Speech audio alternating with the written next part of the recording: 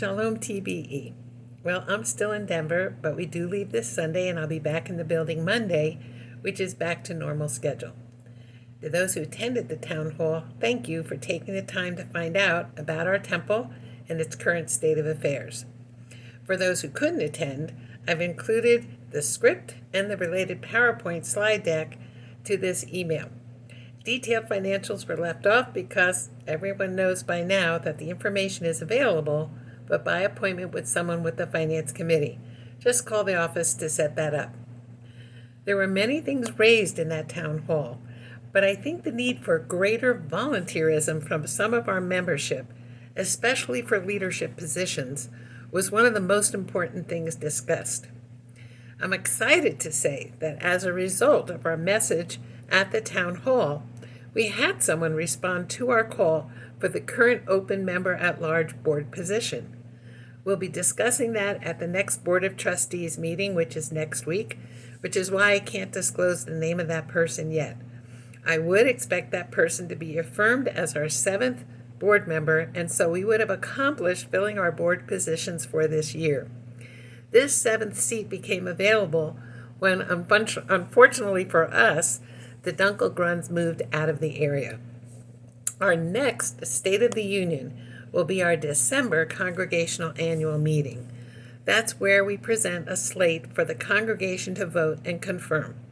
We have board positions open as of the end of this year. If you have an interest in leadership of this temple, now is the time to come forward with that interest for 2024. Don't wait for someone to come and ask you. If you are hesitant to ask for yourself, let a friend know of your interest now. Let them contact me or give Karen a call in the office, and we'll reach out to you. Please take the time to read the transcript of the meeting. It covers so much more than I can in this little video clip. The high holidays are upon us and will be over by the end of September. We have a small open house advertised in L'Chaim on September 10th. If you know of people who are interested or curious about Temple Bethel, please pass along the September 10th date. The event will run just from 11 a.m. to 1 p.m. A few people will be providing information about the temple, its activities. We'll have a video that's specifically for prospective members, thanks to our resident videographer, Michael Altman, who's also our treasurer, also co-chair of Men's Club, and also relatively new. This temple has been blessed with several recent new members who've jumped in and made this their spiritual home, and Michael's definitely one of them. We have an incredible sisterhood. They're also in a time of transition with positions on their board opening up. They're holding a special sisterhood meeting in the evening. That's September 5th, 6:30 p.m. to 8 p.m. They're looking for women who have fresh ideas, interests, and want to be a part of the continuing future of our sisterhood. If you haven't made your reservation to attend, if you haven't joined Sisterhood yet this year, mark your calendar and come to the temple, check it all out, and make your voice heard. By now, everyone should have received their High Holiday magazine, and I want to thank Karen Kagan, Roz Schreier, Randy Kashi for all their hard work. I became addicted to the Canva app they use for the graphics while helping out too.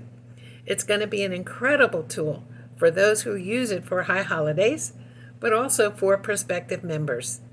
The activity level represented in that magazine reflects the true engagement of our membership. If you haven't gotten your copy of that magazine and you're a member, just call the office to track down and get your copy. Now, the High Holy Days marks another annual event. That's our annual holiday appeal. Our theme this year is Stand Up and Be Counted. You can find that in our magazine. What I will say here is this. Our 2023 budget, that's this year, was scheduled for a $33,000 deficit. We've completed our membership dues cycle for the year, and that was really close to budget, but it did come up short of $5,000.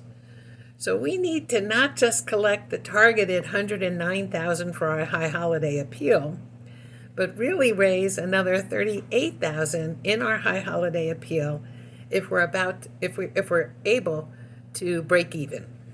So if you gave to our high holiday appeal last year, I can't thank you enough. We're asking those who gave last year to please try to give at least what you gave then, and for those who can, please try to give a bit more. We're also asking every member to give.